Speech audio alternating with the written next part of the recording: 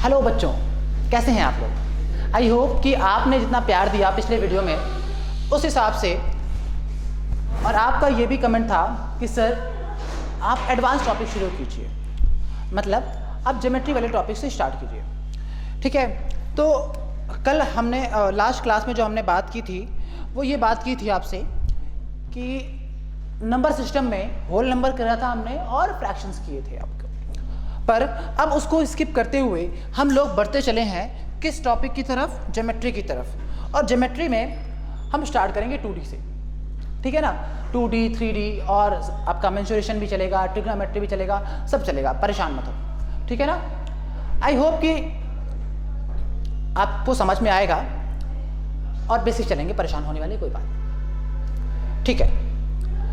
तो सबसे पहले मुझे ये बताइए कि एक पॉइंट क्या होता है।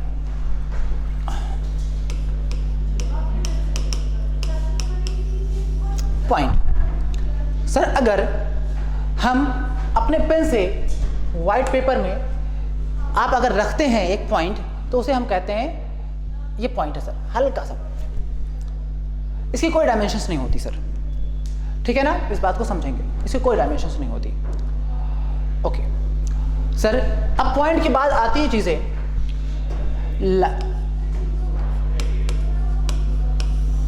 लाइन। सर लाइन क्या होता है, अगर मैं आपसे पूछूं तो आप क्या का जवाब देंगे। एक ऐसी लाइन जो स्ट्रेट हो, मतलब मैं ऐसे कुछ खींच दूं आपके सामने और ये कभी इसका अंत ना हो, मतलब ये इधर भी चलती जाए चलती जाए चलती जाए चलती जाए चलती जाए, खत्म ना हो कभी, और इस तरफ भी चलती जाए चलती जाए चलती जाए चलती जाए और कभी खत्म ना हो। तो इस तरह की जो ज्योमेट्रिकल फिगर बनता है उसको हम कहते हैं लाइन। आई होप कि समझ में आए।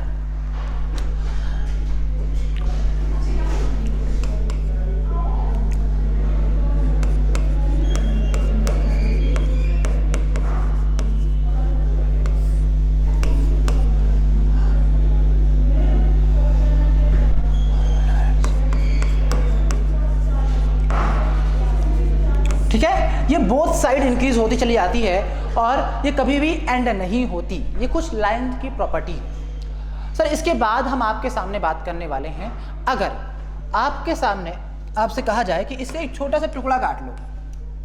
मैंने एग्जांपल दिया, जैसे समंदर बहुत बड़ा है, समंदर से एक लोटा जल निकाल लो, तो सर वही मैंने कहा कि एक आप लेकर गए, छोटा सा आपने टुकड़ा काट लिया, तो इस टुकड़े को कहलाएगा, ये टुकड़ा कहलाएगा आपका, ये टुकड़ा आपका क्या कहलाएगा, आपका लाइन सेगमेंट।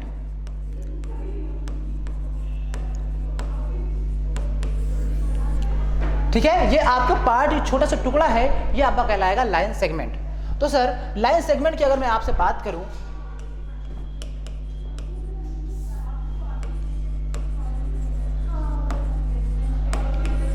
तो सर एक ऐसी पार्ट होता है लाइन सेगमेंट जिसके दोनों तरफ एंड पॉइंट होते हैं।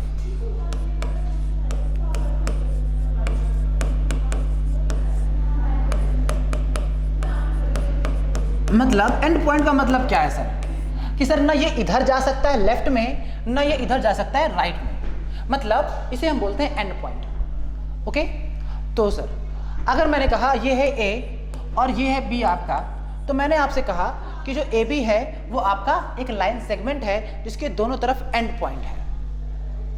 इतना क्लियर है? शाबाश। चलो अब हम बात करते हैं आपसे आगे की तरफ।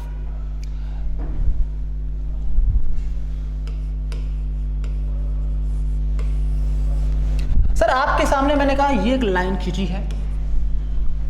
ओके, हम लाइन को तो बना सकते हैं यार, लाइन है हमारे पास।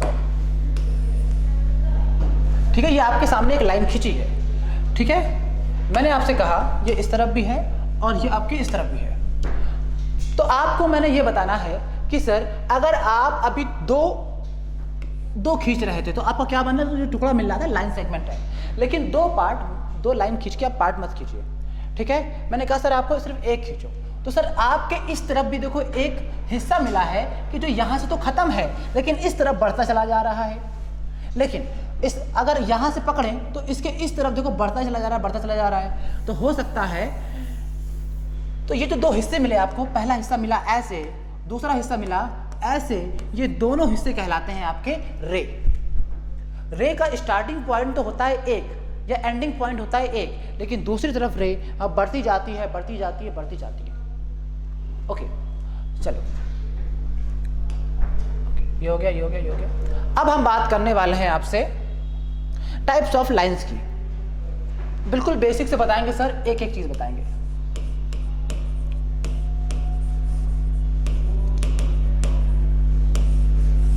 टाइप्स ऑफ लाइन सर, ये लाइन दो प्रकार की होती है सर, इंटरसेक्टिंग लाइन और दूसरी होती है आपकी नॉन इंटरसेक्टिंग लाइन।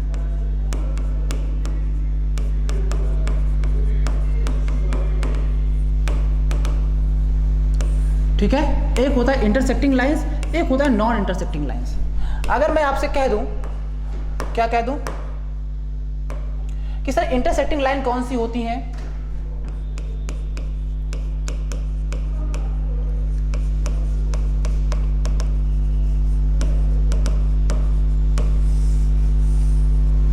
मैंने कहा ऐसी लाइंस जो कट करती हैं आपस में, वो कहलाती इंटरसेक्टिंग लाइंस। जो लाइन आपस में कट करें उसे कहते हैं इंटरसेक्टिंग लाइन। एक लाइन ये है आपकी, एक लाइन ये है, एक लाइन, ठीक है, तो ये आपकी हो गई ए बी लाइन और ये आपकी हो गई सी डी लाइन। ठीक है, तो अगर ये लाइन किसी एक पॉइंट पर काट रही हैं तो हम उस पॉइंट को बोलेंगे इंटरसेक्टिंग पॉइंट।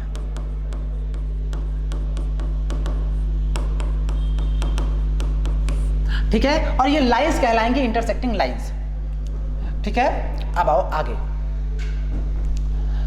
अगर मैं आपसे बात करता हूं सर कि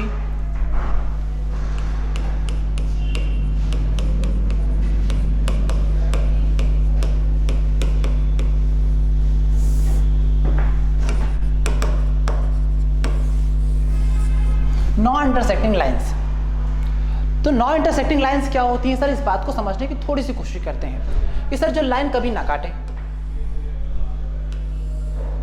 ये लाइन सर रेल की पटरी की तरह है, कभी नहीं काटेंगी। रेल की पटरी कभी काटती है क्या? नहीं काटती।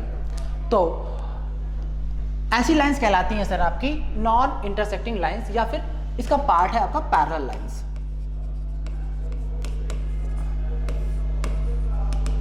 ऐसी लाइंस जो आपकी कभी नहीं काटती, चलती जाती चलती जाती चलती जाती, तो ऐसी लाइंस क्या कहलाती हैं? आपकी पैरेलल लाइंस। ओके, अब आओ आगे बात करते हैं। पैरेलल लाइंस की एक खास बात है सर कि इनके बीच की डिस्टेंस ऑलवेज सेम। इस बात को मैं आपको नोट कराऊंगा।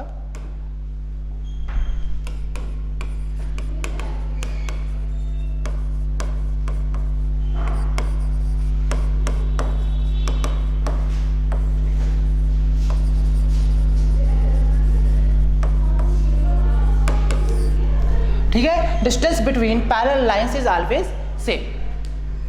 आई होप कि ये चीज समझ में आई होगी आपको। अगर ये समझ में आई है तो हम बात करते हैं सर आगे आपसे।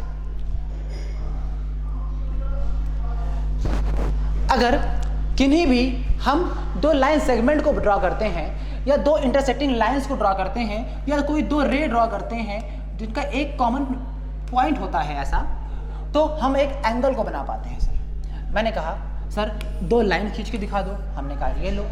ठीक है सर, ये लाइन थी, तो यहाँ पर भी सर एंगल का फॉर्मेशन होगा, यहाँ पर भी एंगल, यहाँ पर भी एंगल, एंगल। तो सर आप रे लेकर आओ या लाइन सेगमेंट लेकर आओ या फिर लाइन लेकर आओ, जब भी वो काटती हैं तो एंगल का फॉर्मेशन होता है। तो अब अगला टॉपिक है आपका एंगल। आइए इसको समझने की कोशिश करते हैं।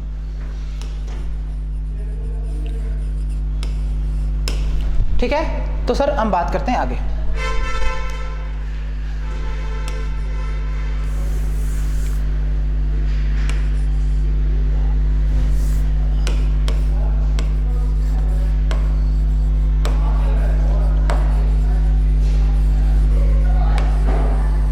Types of angle. Sir angles का अगर मैं टाइप की बात करूं तो मैं क्या करने वाला हूं, दिखाता हूं आपको। देखिए सर, अगर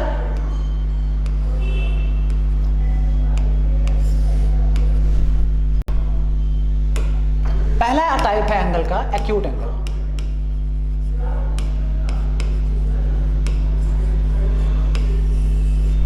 तो मैंने आपसे कहा तो ये एंगल आपको कहलाएगा एक्यूट एंगल। कैसे निकालते हैं सर ये एक्यूट एंगल है, कैसे पहचानते हैं? तो अगर एंगल को रिप्रेजेंट करते हैं, जैसे मान लीजिए ए है, ये आपका पॉइंट ओ है और ये पॉइंट आपका बी है, तो एंगल को रिप्रेजेंट करते हैं सर इस तरह से, ये एंगल का साइन होता है। तो एंगल ए ओ बी ये आपका इस एंगल को रिप्रेजेंट करेगा। कल के दिन ये थीटा हो सकता है, कल के दिन ये अल्फा हो सकता है, कल के दिन ये फाई हो सकता है, कल के दिन बीटा हो सकता है, कुछ भी हो, लेकिन ये होगा एंगल का रिप्रेजेंटेशन। कैसा? एंगल ए ओ बी या एंगल बी ओ ए, दोनों बात सेम है, ठीक है। तो एंगल ए ओ बी है, ये अगर इफ थीटा लेस देन 90 है तो आपका कितना हो जाएगा? ये कहलाएगा आपका एक्यूट एंगल। आई होप कि दिस इज क्लियर। पक्की बात है। अगर थीटा 90 से छोटा है तो ऐसा एंगल क्या कहलाएगा? 90 डिग्री। आइए हम बात करते हैं सर अगले एंगल की। जिस एंगल का नाम है राइट एंगल।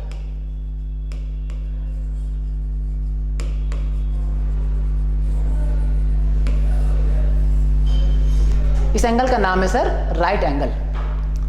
मैंने कहा ऐसा एंगल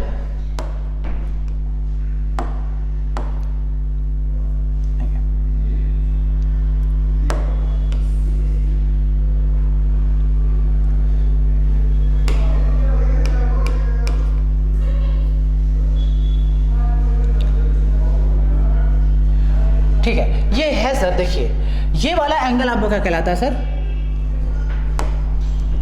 ये वाला एंगल क्या कहलाएगा आपका? 90 डिग्री।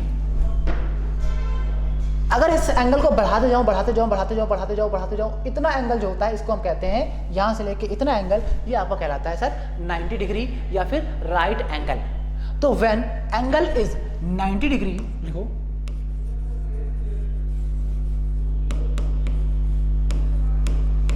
तो ऐसा एंगल क्या कहलाता है आपका? Right angle triangle. ठीक है, ऐसा एंगल क्या कहलाता है आपका? Right angle triangle. I hope कि दिस इज क्लियर। आओ सर, इन दोनों एंगल के बाद जो तीसरा टाइप का एंगल है, उस एंगल का नाम है ऑब्ट्यूस एंगल।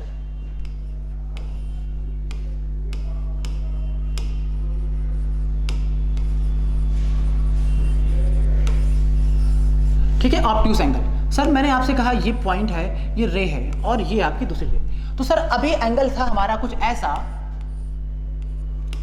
उसके बाद हुआ कुछ ऐसा, देखो ये बढ़ते जा रहा है एंगल। फिर अब कुछ हो गया है कि 90 को भी क्रॉस कर गया है एंगल, हमारे यहाँ थीटा है, ये एंगल है ए, ये एंगल, ये ओ पॉइंट है, सॉरी ये पॉइंट बी है, ये पॉइंट है ए, ये पॉइंट है ओ, ये पॉइंट है आपका बी। तो इस तरह से हम कहेंगे ये जो एंगल बन रहा है, if angle AOB is greater than 90 degree, then क्या होगा आपका? हमारा एंगल कहलाएगा ऑब्ट्यूस एंगल। 90 कितना होता है सर? इतना होता है, ऐसे होगा 90 आपका। और इससे भी अगर थोड़ा बड़ा कर देंगे तो एंगल कहलाएगा आपका ऑब्ट्यूस एंगल। आई होप कि दिस इज क्लियर। चलो अब हम बात करते हैं सर आगे।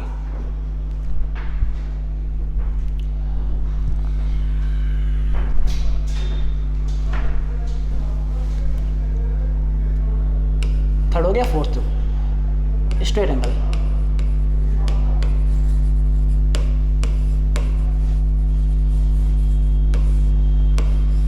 मतलब एक सीधी लाइन, स्ट्रेट लाइन पर बना हुआ एंगल स्ट्रेट एंगल कहलाता है। ठीक है, और ये एंगल एक तरफ हो सकता है, इधर हो या इधर हो। और ये कितना एंगल होता है sir? 180 degree. If angle is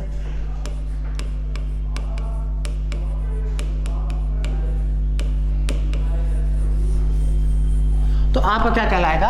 ये आपका कहलाएगा आपका स्ट्रेट एंगल। ओके, पक्की बात है ना, समझ में आया? तो पहले मैंने बात की एक्यूट एंगल की। जो एंगल 90 से छोटा है एक्यूट एंगल कहलाएगा, जो एंगल 90 है वो राइट एंगल कहलाएगा, जो एंगल 90 से बड़ा है वो कहलाएगा आपका ऑब्ट्यूस एंगल, और जो एंगल 90 से भी 90 के बाद पहुंच चुका है ऑब्ट्यूज, फिर ऑब्ट्यूज के बाद पहुंच चुका है स्ट्रेट। स्ट्रेट में क्या है, एक सीधी लाइन पर 180 डिग्री बन जाए तो उसे हम कहेंगे स्ट्रेट एंगल। अगली बात करते हैं सर स्ट्रेट एंगल के बाद रिफ्लेक्स एंगल। कितना हो गया था, चौथा, 4 हो गया था ना। अब लिखो रिफ्लेक्स एंगल।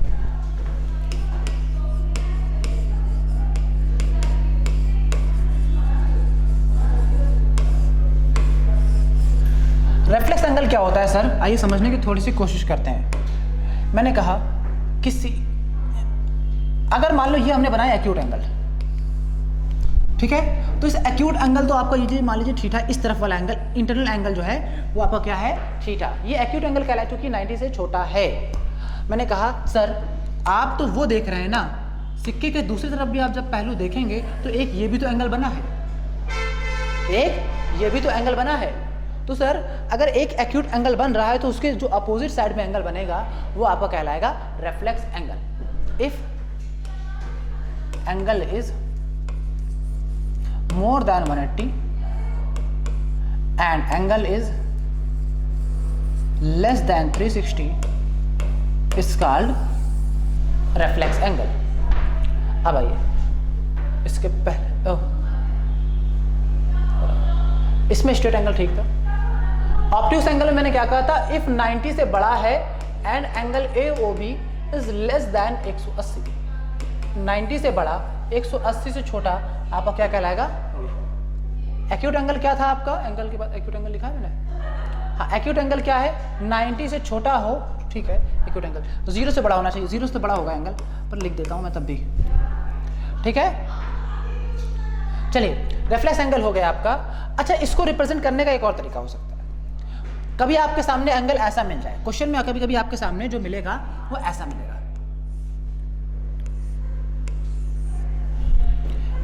वो अंदर वाले को शो ही नहीं करेगा, सिर्फ बाहर वाले की बात कर लेगा आपसे, ओके। इसलिए मैंने आपसे कहा, या फिर ऐसे नहीं मिलेगा तो ऐसे मिलेगा, ये वाला भी आपका क्या हो जाएगा, रिफ्लेक्स एंगल, ठीक है। अच्छा रिफ्लेक्स एंगल का अगर पेयर बताओ तो यहां पर रिफ्लेक्स एंगल का जो पेयर बन रहा है वो है एक्यूट एंगल बन रहा है, ध्यान रखना, कहीं पूछेगा नहीं इतना डीप में। ये अगर रिफ्लेक्स एंगल है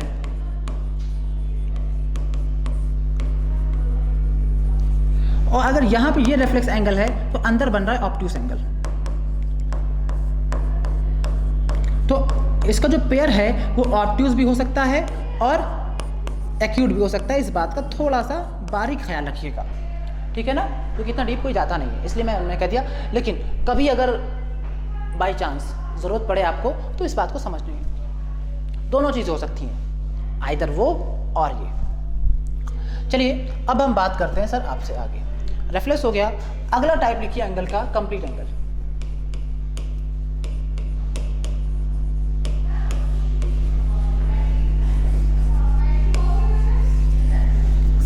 मैंने आपसे कहा कंप्लीट एंगल अगर किसी एक पॉइंट पर रख दें और एक रे खींच दें या फिर, तो सर अब ये बताइए कंप्लीट एंगल मतलब जहां से आपने शुरू किया एंगल नापना फिर वहीं पे आके घूम के आ जाओ, तो ये एंगल आपका क्या कहलाएगा, कंप्लीट एंगल। ये कंप्लीट एंगल कितने का होता है सर, 360 डिग्री का होता है।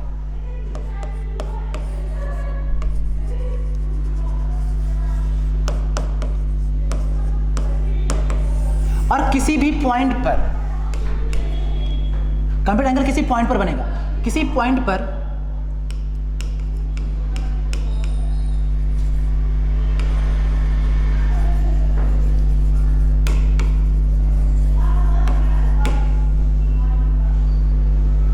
एट एनी पॉइंट,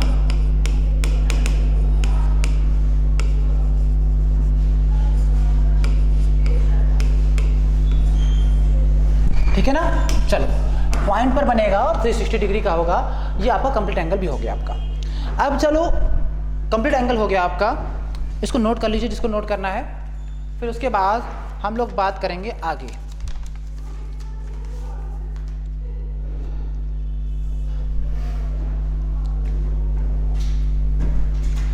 इसके बाद सर तो नाम आपको अक्सर सुनने को मिलते हैं,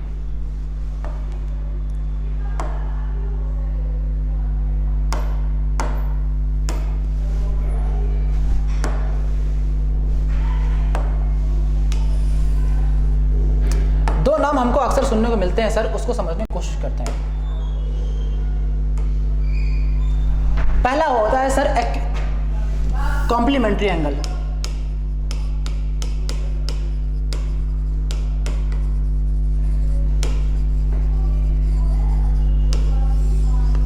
दूसरा होता है सप्लीमेंट्री एंगल।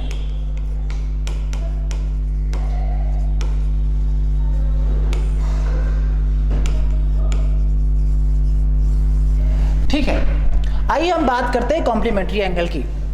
कॉम्प्लीमेंट्री एंगल क्या होता है आपका? जब दो एंगल कोई है और उन एंगल का सम 90 डिग्री हो जाए। क्या बोला मैंने?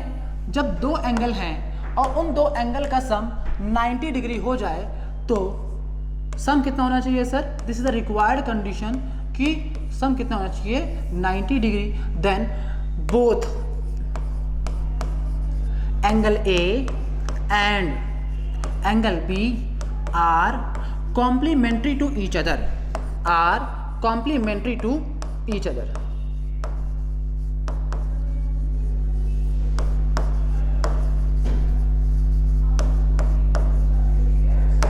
ठीक है। If angle A and angle B are complementary angle, then दोनों का जो सर सम होगा वो 90 डिग्री होगा।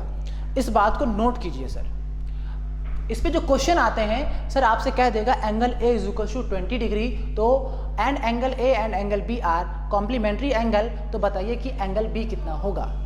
ठीक है, तो दूसरा आपसे पूछ लेगा, क्योंकि दोनों का सम है आपका 90 डिग्री, तो एक अगर हो गया 20 डिग्री, दूसरा हो जाएगा आपका 70 डिग्री। अरे मेरे मौला, इसको नोट कीजिए। फिर हम बढ़ते हैं सर आगे की तरफ।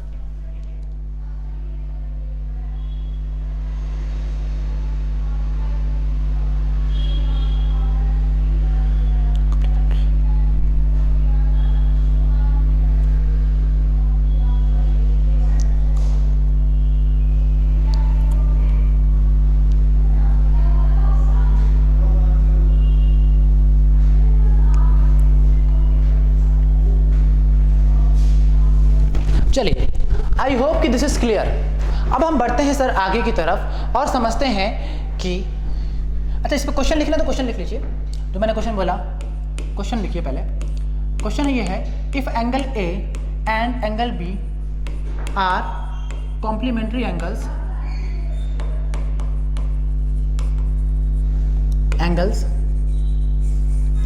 And angle A is 50 more than, more है लिखा है, more than angle B, find angle A and angle B. ठीक है, चलिए आपके सामने आप एक कॉम्प्लीमेंट्री एंगल का बड़ा बेहतरीन सवाल आपके सामने पेश किया है, इसको करिए। क्वेश्चन क्या कह रहा है सर कि angle A and angle B are complementary angle. तो सर एंगल ए कितना है और एंगल बी, तो सर आपने कहा इन दोनों का जो सर सम है वो कितना होगा आपका? 90 डिग्री होगा। ठीक है, angle A and angle B का सम कितना होगा सर?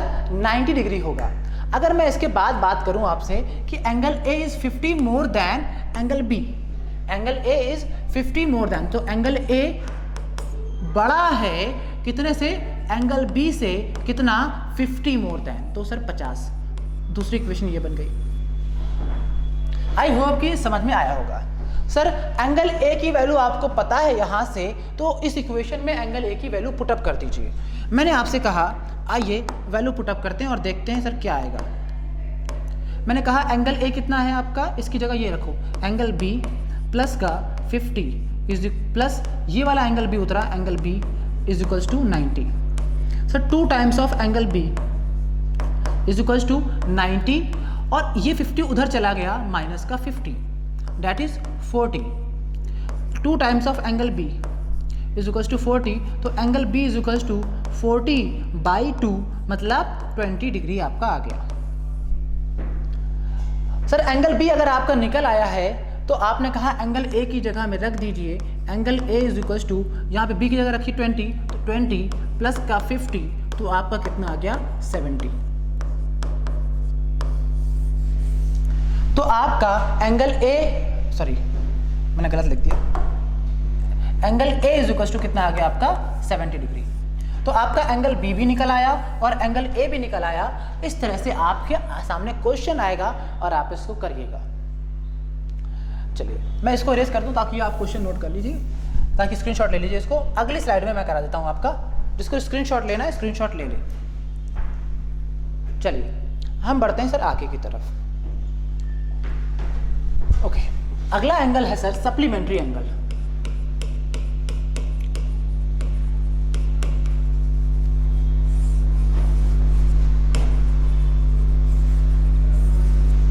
चलिए मैंने आपसे कहा, जैसे मैंने कहा कॉम्प्लीमेंट्री एंगल में दोनों एंगल का जो सम होता है वो कहलाएगा आपका 90 डिग्री, लेकिन सप्लीमेंट्री एंगल में जो दोनों एंगल का सम होगा, शाबाश, कितना होगा 180 डिग्री। तो ऐसे एंगल जिन दोनों एंगल का सम 180 डिग्री होता है वो हमारे सप्लीमेंट्री एंगल कहलाते हैं।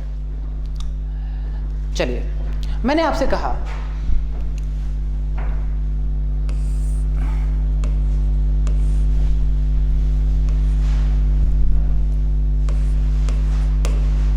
ये एंगल ए है, ये एंगल बी है, और कह दिया एंगल ए और बी का जो सम है वो कितना है 180 degree.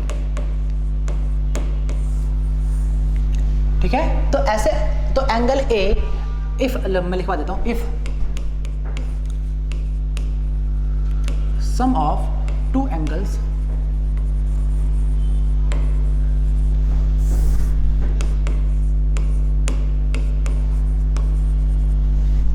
Then angle A and angle B are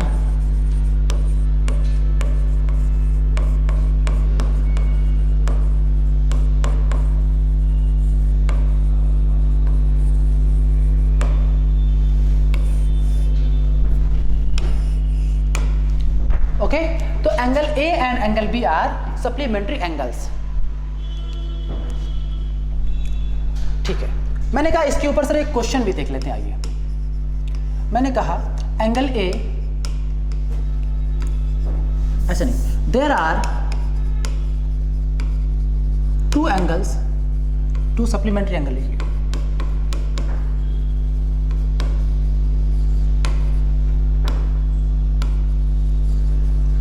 A and B, if they are in the ratio of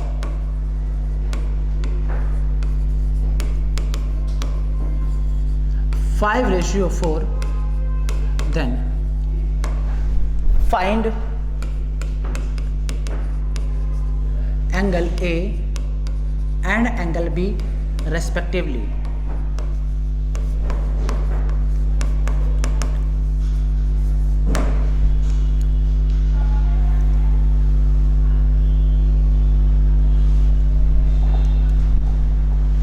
ठीक है, मैंने आपसे कहा बताइए कि दो एंगल सप्लीमेंट्री एंगल हैं, तो इन दोनों का सम कितना होगा सर? आपने कहा 180 डिग्री।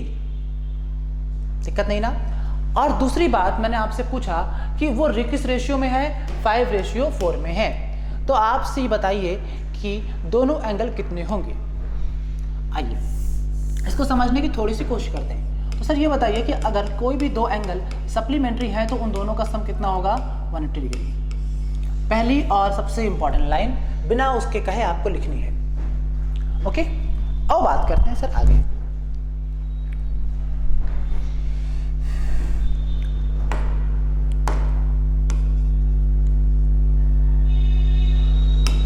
मैंने आपसे कहा दोनों रेशियो में कितना है। अगर सर एंगल ए है वो 5:4 तो 5x हो गया, और रेशियो कितना है ए और बी का?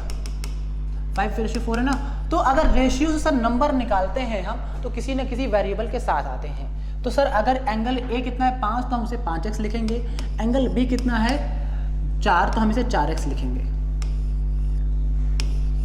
ठीक है, तो मैंने कहा इन दोनों वैल्यूज को इक्वेशन नंबर 1 में रखने पर तो सर मैंने कहा एंगल ए की जगह हो जाएगा sir 5x plus angle B की जगह हो जाएगा सर 4x। आपको कितना हो गया सर? 180 डिग्री। मैंने कहा sir 9x is equal to कितना हो गया? 180 डिग्री। तो x इज इक्वल टू कितना हो जाएगा? 180/2 मतलब 2 क्यों 90, 180/9 हो जाएगा और 9 से कटा कितना आ गया आपका 20 डिग्री। ओके, कोई दिक्कत नहीं है।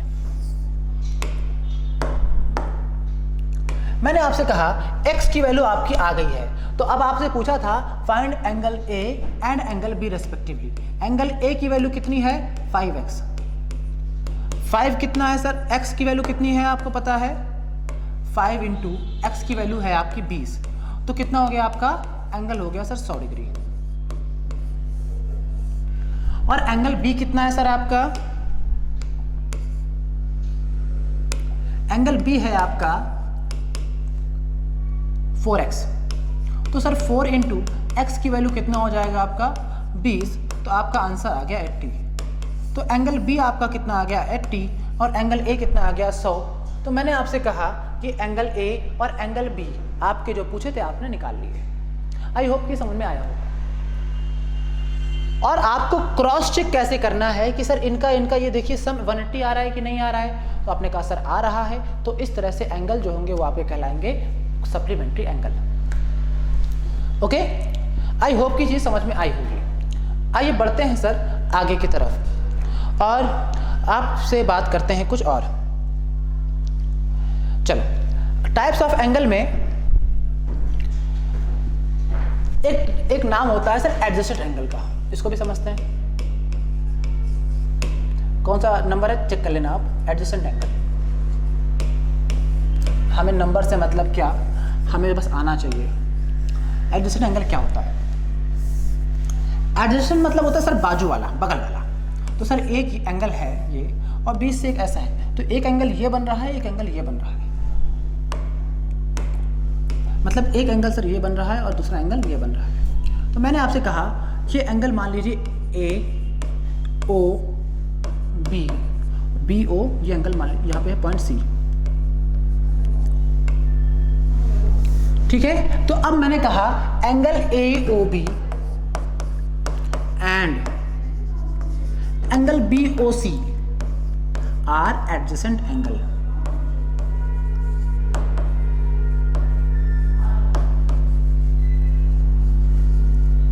ठीक है, angle AOB and angle BOC are adjacent angles. क्यों सर, इनके लिए खास बात होती है वन कॉमन पॉइंट, एक कॉमन पॉइंट होना चाहिए एंड वन कॉमन आर्म।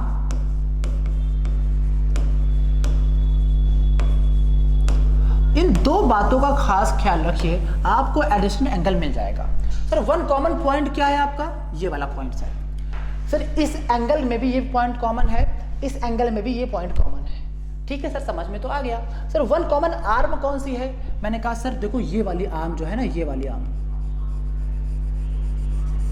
ये वाली आर्म जो है सर इस वाले एंगल में भी है, ये वाली आर्म इस वाले एंगल में भी है, तो this is one common arm. Okay, चलो अब हम बात करते हैं सर आपसे आगे की तरफ। ओके, एडजेसेंट एंगल हो गया। अब बात करते हैं लीनियर पेयर की, linear pair of angles.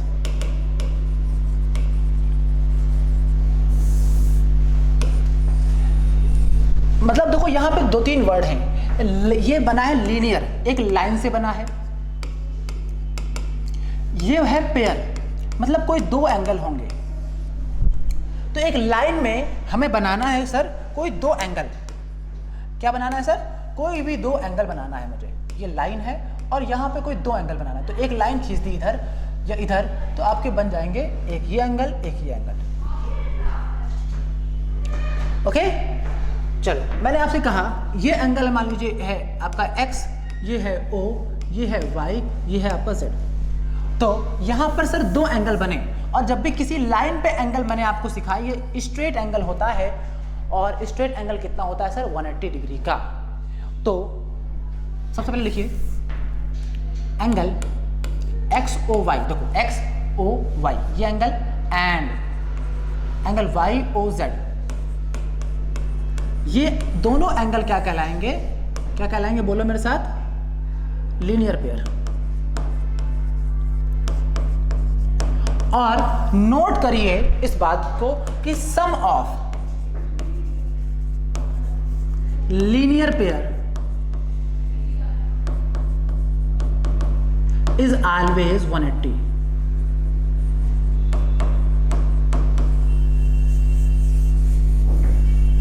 Is always 180 degree. मतलब हमने कहा एंगल XOY प्लस का एंगल YOZ, इनका सम कितना होता है सर? 180 डिग्री। ठीक है, इन दोनों का सम कर देंगे अगर, तो पूरी एक लाइन मिल जाएगी। उस लाइन में एंगल आपको पता है कितना बनता है? 180 डिग्री। तो लीनियर एंगल का सम कितना हो जाएगा आपका? 180 डिग्री। चलो, इतना आपको समझ में आया। आई होप कि टाइम हो चुका है। ठीक है, अगर आपको इतना समझ में आया है तो आप मुझे कमेंट सेक्शन में बताइए कि आज की क्लास समझ में आई है या नहीं आई है। आपको कमेंट सेक्शन में पॉजिटिव नेगेटिव जो भी, अगर नहीं समझ में आया तो कोई बात नहीं, बताइए मुझे कि सर ये टॉपिक नहीं समझ में आया। ठीक है, ऐसा मत बोलिए पूरी क्लास समझ नहीं आई यार। ओके, ये हर्ट करता है। अगर आप मुझे बताइए सर मुझे ये वाला टॉपिक नहीं समझ में आया, 2 टॉपिक हैं 3 टॉपिक है वो नहीं समझ में आया, तो आप मुझे वो बताएं, पर बताइए। ओके सर, आई होप कि समझ में आया होगा। अगर समझ में आया है तो अपना प्यार दीजिए, लाइक कर दो, ठीक है ना, और दोस्तों तक शेयर कर दो अगर हो सके तो, क्योंकि तो सीटें उतनी हैं।